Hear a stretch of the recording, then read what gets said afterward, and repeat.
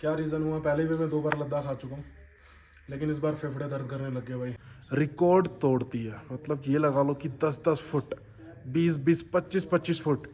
और यहाँ का द्रास, जिसको दुनिया का दूसरे नंबर का सबसे ठंडा इलाका बताया गया है, वहाँ पर बर्फ़ की तो आप पूछो मत। गाइस राइट नाउ अभी है फ़िलहाल ज़ंस्कार वैली, सामने चल रहा है जेसीबी का काम, और मेरे पीछे आप देखो बैकग्राउंड, कहाँ पर हम फंसे हुए हैं फ़िलहाल। ये रोड है और लगभग ये लगा लो कि ये कंडीशन 150 से 200 किलोमीटर सेम कंडीशन रहेगी। आगे जेसीबीज काम कर रही हैं फ़िलहाल। ये अपना बाथरूम और ये है अपना रूम, देख लो। फ़िलहाल हालत ऐसी हो रखी है, एक एक चीज़ मिट्टी में फ़िलहाल।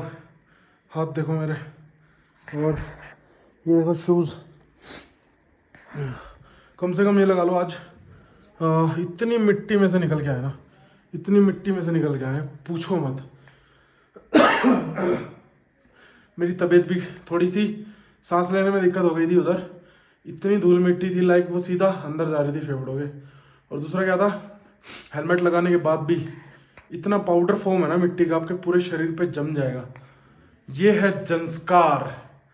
तो गाइज अभी समय हो चुका है 8:30, और सॉरी 9, 8:30 बजे तो हम पहुँचे थे, आधे घंटे में रूम मिला। तो फिलहाल हम पहुँच चुके हैं कलसी। यहाँ से ले 102 किलोमीटर है, और इससे पहले अरुण भी आने वाला है थोड़ी देर में। वो गाड़ी में उसने बाइक वगैरह डाल रखी है अपनी, तो मैकेनिक हमने कंफर्म कर लिया यहाँ पे कलसी में है। सुबह देखते हैं उसकी बाइक ठीक होती है या नहीं होती।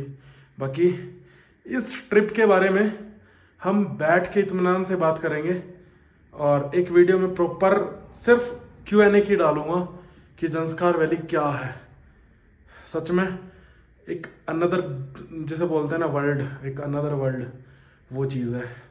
ज़ंस्कार लगता ही नहीं है कि इधर का है। मार्स बोलते हैं ना कि मंगल ग्रह पे आ गया बंदा, same as it is ditto चीज़। दूर दूर तक आपको कम से कम भी 60-60, 70-70 किलोमीटर जो चीज़ होती है ना, वो तो बहुत आम है। यहाँ 100-100 किलोमीटर तक एक बंदा नहीं नज़र आता। और आज हमने राइड की तकरीबन 200 किलोमीटर, 200 के आसपास, लेकिन शरीर ना पूरा दर्द कर रहा है, और लेकिन एक अलग ही लेवल का एक्सपीरियंस था। तो भाई बाइक आ चुकी है फ़िलहाल। तकरीबन अरुण को पहुंचने में हमसे 1 घंटा लेट समय लगा, बट पहुंच गए सही सलामत। और सुबह देखते हैं इसको, मैकेनिक वगैरह ठीक करेगा। Very good morning to you all, स्वागत आप सभी का एक अनदर डे में। आज का प्रोग्राम कुछ ऐसा है कि हम खड़े हैं एक वर्कशॉप पे। हमने पूरी मेहनत लगा के मामला सेट कर दिया।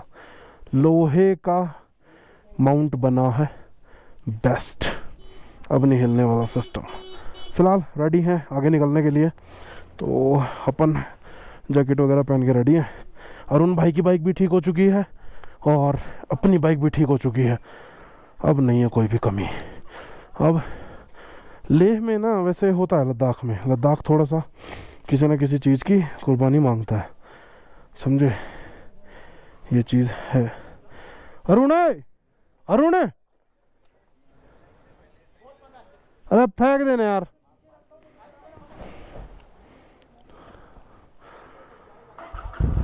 माउंट था अपने पास एक, ओके चलो आओ।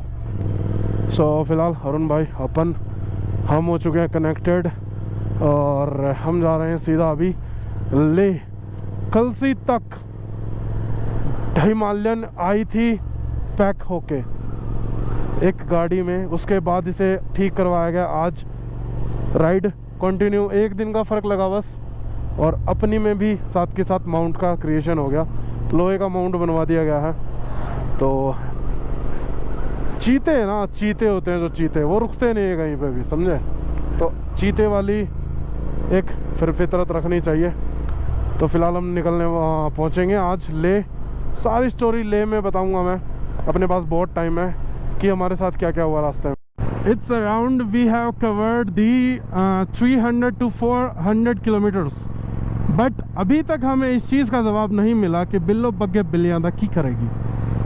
तो लद्दाख में है और लद्दाख के ये मुर्दा पहाड़, ये सूखे बंजर रेगिस्तान जैसा, मतलब एक मार्स होता ना, मंगल ग्रह पे आए हुए हैं फ़िलहाल, वैसा एक्सपीरियंस देता है। फ़िलहाल समक्ष हैं हम एक बहुत बड़े पहाड़ के। हमारे राइट साइड इंदस रिवर, जो कि पाकिस्तान में जाके सिंध रिवर जिसे नाम दिया गया था, जिसे हम इंदस सिविलाइजेशन के दौर से भी जानते हैं। तो आइए आपको दिखाते हैं उसका पानी का कलर क्या है। तो एसएससी वालों, CHSL वालों, अपनी कॉपी किताब उठाओ और नोट करो अपनी पाठशाला में कि इंदस रिवर का कलर हल्का सा मटमैला है। It's like the greyish in colour and plus greenish in colour. देखो थोड़ा सा घिया टाइप का कलर होता है, घिया खाते हैं ना हम अपन सब घर पे, वैसा।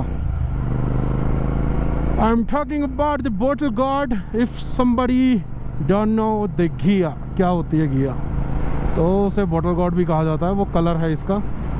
ये है अपनी इंदस रिवर, कितनी प्यारी है भाई। खलसी एक ठीक ठाक विलेज है जहाँ पे सारी चीज़ें अवेलेबल हो जाती हैं। तो आइए करते हैं सफ़र को पूरा, और लेह में करेंगे आज का दिन गुजारेंगे और नाइट भी। लद्दाख की अगर बात करते हैं ना हम, लद्दाख की हिस्ट्री बहुत पुरानी है, हद से ज़्यादा, इतनी पुरानी। और दूसरी चीज़ क्या कि यहाँ पर सबसे ज़्यादा बौद्ध धर्म को मानने वाले लोग रहते हैं, और फिर भी किसी को नहीं पता कि बिल्लो बग्गे बिलियांदा की करेगी, समझे। और ये आगे धक्के खाने वाले लोग डबल पिलियन के साथ, बढ़िया, बहुत बढ़िया। अभी 82 किलोमीटर का सफ़र बाकी है, 82 किलोमीटर्स। हमने 18 किलोमीटर के आसपास का लपेट भी दिया सफ़र। क्या बात है। ये रोड ना मेरे को जाना पहचाना लग रहा है, मेरे को लग रहा है कि शायद पहले मैं आ चुका हूँ यहाँ पे।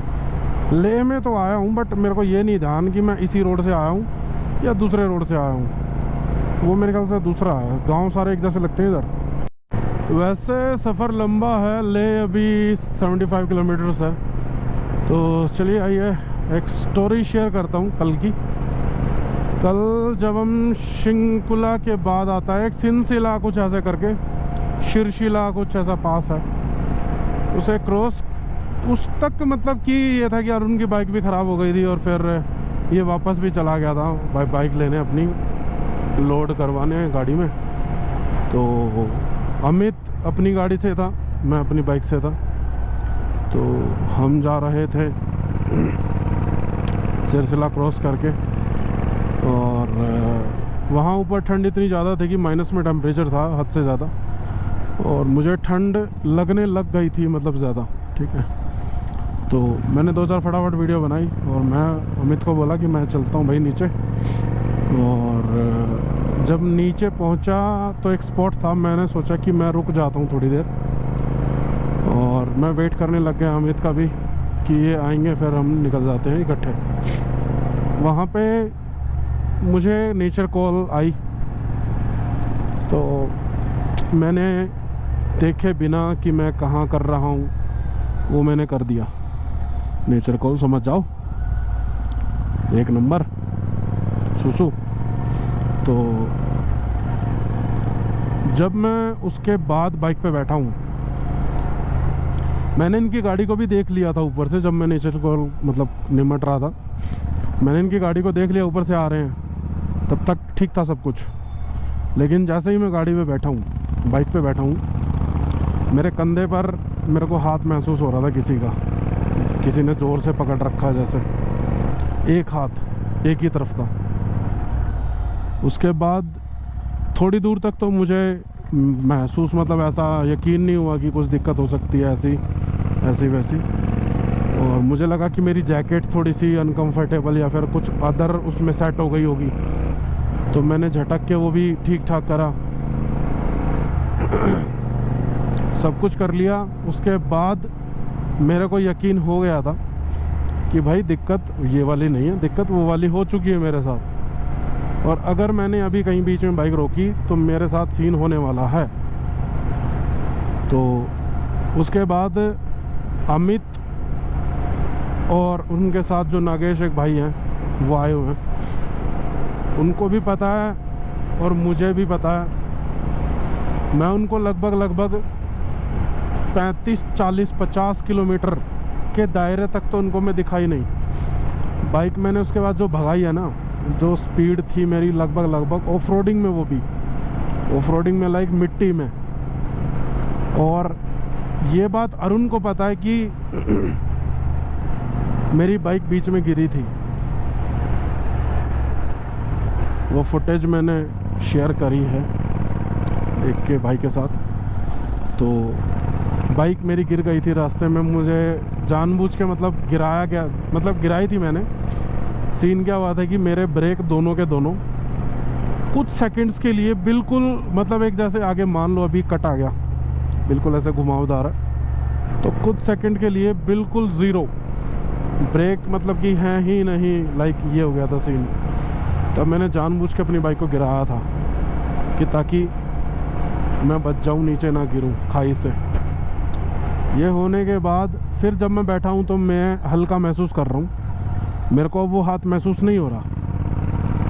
लेकिन जैसे ही मैं थोड़ा सा और आगे निकलता हूं, मेरे को फिर दोबारा कमर से एक हैवी जकड़न महसूस होती है कि किसी ने दोनों तरफ से कमर को पकड़ रखा और वो दोनों तरफ पैर करके बैठा है लाइक दिस। तो वो चीज़ होने के बाद मैंने महादेव का ओम नमः शिवाय बोलना स्टार्ट किया और मैंने बाइक रोकी है तकरीबन उसके भी 35 किलोमीटर के बाद। 35 तो नहीं बोल सकते, 20 किलोमीटर के बाद वहाँ एक मंदिर था। मैं वहाँ जाके आराम से बैठ गया दरवाजे पर, और वो चीज़ जो भी थी वो हट गया, मतलब वो फिर नहीं था वो। फिर उसके बाद मैं हल्का सा आगे गया हूँ तो एक दो मोड़ आ जाते हैं और ग्रिफ वालों का वो आ जाता है, क्या बोलते हैं, जहाँ पे ग्रिफ वाले काम करते हैं, इनका ऑफिस टाइप। और वहाँ पे ये तारकोल वगैरह भी गर्म कर रहे थे एक कंटेनर में। तो बहुत सारे लोग थे वहाँ पे मैंने सिर्फ बहाने से, मेरे को पता था खलसी इसी रोड पे है, लेकिन बहाने से मैं उधर रुक गया ताकि अमित भाई भी पीछे से आ जाएं और मैं भी उनके पास खड़ा रहूं कम से कम। तो ये सीन हुआ है मेरे साथ। यकीन करना मुश्किल है, यकीन दिलाना मुश्किल है, बट ये मेरे साथ है, मुझे पता है सच क्या है, यकीन मुझे है। तो बस स्टोरी यही थी। उसके बाद वो महसूस नहीं हुआ सिस्टम मुझे। लेकिन एक चीज़ मैं बताना चाहूँगा कि पहाड़ों में कहीं भी नेचर कॉल आए तो एकदम से मत करना, थोड़ा इधर उधर हो के कर लेना, समझे। मैंने वैसे ध्यान नहीं दिया, वहाँ पे था भी नहीं कुछ, वैसे ये चीज़ था भी नहीं, लाइक मतलब कुछ पत्थर बना हो, कुछ चढ़ा रखा हो किसी ने, या फिर लाइक कोई मंदिर बना हो, नथिंग, कुछ भी नहीं था उधर। सिर्फ वो चौक था, एक चौक होता है जैसे नीचे से नदी जा रही है, नीचे से मतलब झरना टाइप जा रहा है, पुल था, और पुल के बाद मैं खड़ा हुआ था बस, और वहाँ कुछ नहीं था, कुछ भी नहीं था, नथिंग। तो भाई लोग ये स्टोरी है कल की, और रात ठीक ठाक ही कटी, नींद नहीं आई थी मुझे डर के मारे। मेरे को यकीन नहीं हो रहा था कि वो अभी भी साथ है या चला गया, आई डोंट नो। तो मैं सोया हूँ तकरीबन 3 बजे सुबह के, और बहाने से मैं अपना एडिट भी करता रहा।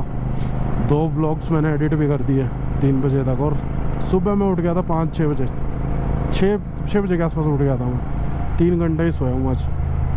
तो बाकी तो अब ठीक है मैटर, वो फीलिंग वगैरह सब कुछ, कॉन्फिडेंट दोबारा आ चुका है, कॉन्फिडेंस। अरुण भाई भी साथ है फ़िलहाल, और अपन साथ है तो सब कुछ कर लेंगे यार, निपटा देंगे, कोई भी हो, कैसा भी हो, कितना भी हो।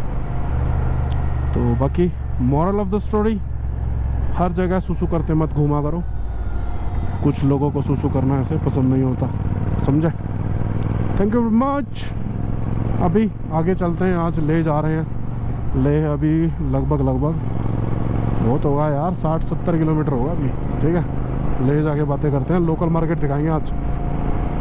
लद्दाख जब नाम बोलते हैं ना लद्दाख, तो वजन होना चाहिए आवाज़ में भी।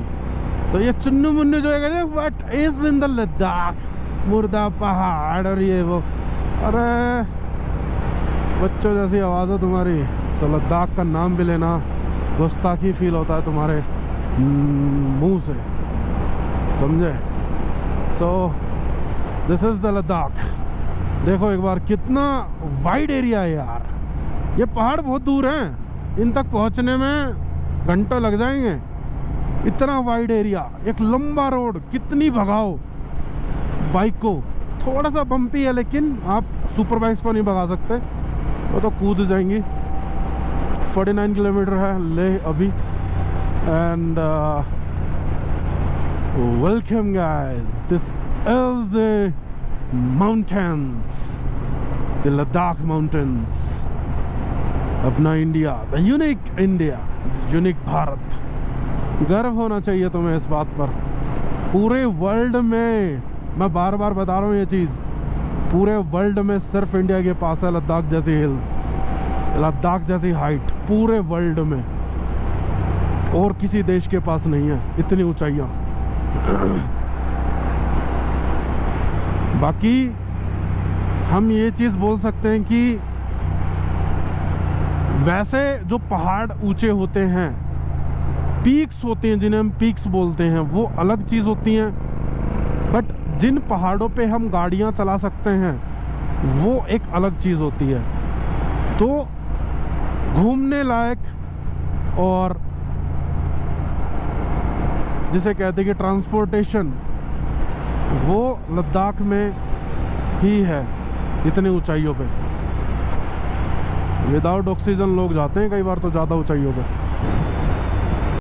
इधर की गांव की बात करें ना, पॉपुलेशन बहुत कम होती है हर एक विलेज में, और ऐसी नक्काशी ना आपको हर विलेज में मिल जाती है। देखो इनको क्या पड़ी है देखो ये बनाने की, लेकिन ये बनाते हैं, ये पता नहीं क्यों। देखो एक बार, ये है अपना लद्दाख, ये लद्दाख है। देखो ये नक्काशी बहुत सुंदर लगती है। वैसे ये बौद्ध धर्म में होगा कुछ, तो इसलिए बना रखी है। देखो यहाँ पे भी बने हुए कितने सारे हैं ना, जिसे बोलते हैं मैग्नेटिक हिल। लोगों का फुद्दू बना रही है और लोग फुद्दू बन रहे हैं जी। रास्ते में आ चुका है श्री पत्थर साहिब गुरुद्वारा, जिसकी हाइट एल्टीट्यूड है 11,533 फीट। इतने ऊंची हाइट पे गुरुद्वारा होना मायने रखता है। तो हिस्ट्री इसकी मुझे नहीं पता क्या है क्या नहीं है, बट चलिए मत्था तो टेकेंगे, घूम के आते हैं अंदर की साइड।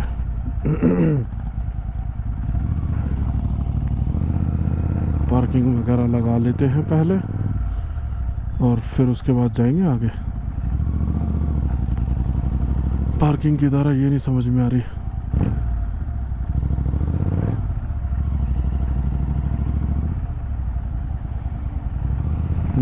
बड़ी साइड में।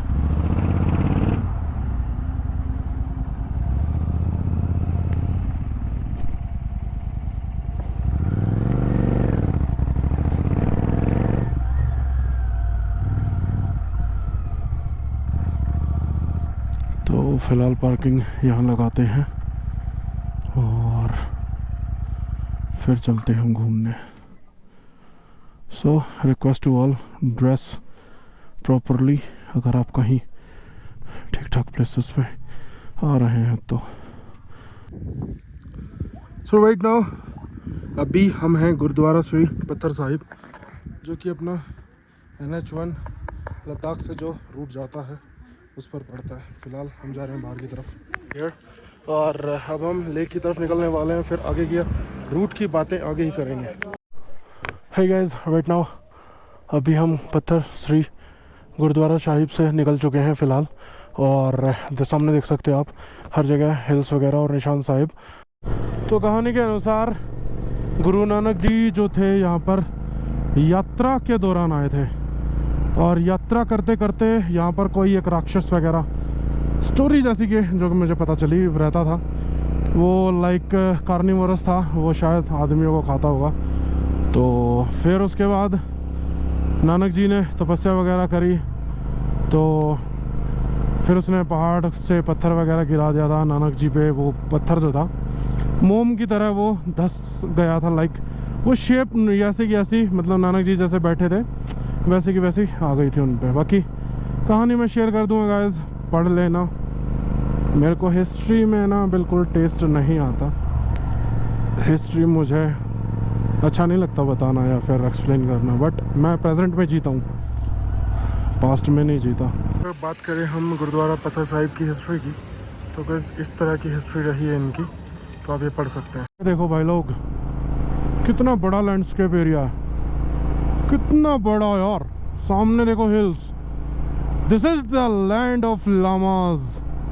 बौद्धिज्म का एक अलग ही रुतबा रहा है, और नानक जी भी इधर आए थे। और रामायण में देखना पड़ेगा कि कुछ अंकित है या नहीं लद्दाख के इस एरिया से रिलेटेड अपनी हिस्ट्री का, तो ये चीज़ देखनी पड़ेगी एक बार। बाकी बहुत सुंदर इलाका है, बहुत सुंदर। अब भाई ये क्या है, जंगल कब से होने लगा लद्दाख में भाई?